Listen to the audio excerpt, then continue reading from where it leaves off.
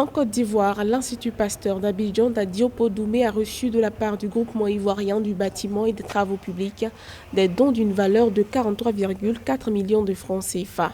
Ces dons concernent la rénovation d'un laboratoire additionnel et d'une unité de décontamination et du matériel médical. Ce laboratoire supplémentaire vise le renforcement des capacités opérationnelles et l'augmentation de la capacité de dépistage de l'Institut Pasteur d'Abidjan. Au 25 juin, le pays comptait 8164 cas positifs au Covid-19 et 3419 guérisons.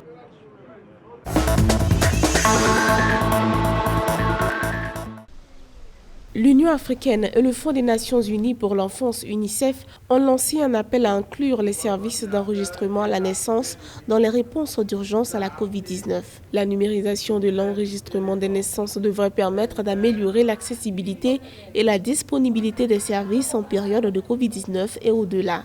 Les États africains devraient saisir toute opportunité d'intégrer au registre d'état civil les enfants n'ayant pas de certificat de naissance. Les écoles et services de protection sociale existants seraient les solutions d'accélération à inclure.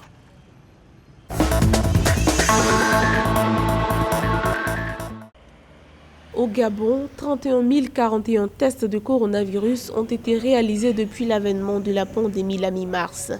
Le pays a débuté la réalisation de 1000 tests par jour en moyenne.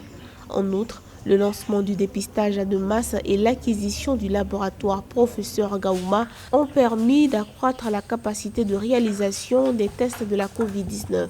Le Gabon dispose depuis la fin mai de 7 laboratoires capables d'effectuer des tests au Covid-19.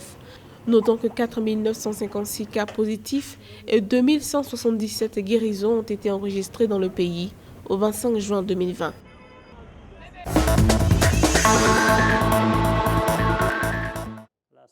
Le président rwandais Paul Kagame a décidé que les hôtels seraient autorisés à accueillir des rassemblements, des réunions et des conférences avec effet immédiat.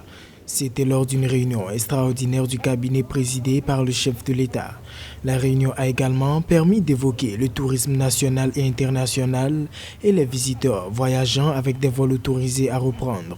Rappelons que les activités touristiques, les réunions et les rassemblements publics dans les hôtels étaient interdits depuis le 21 mars lorsque le gouvernement avait imposé une interdiction totale pour endiguer la propagation de la Covid-19.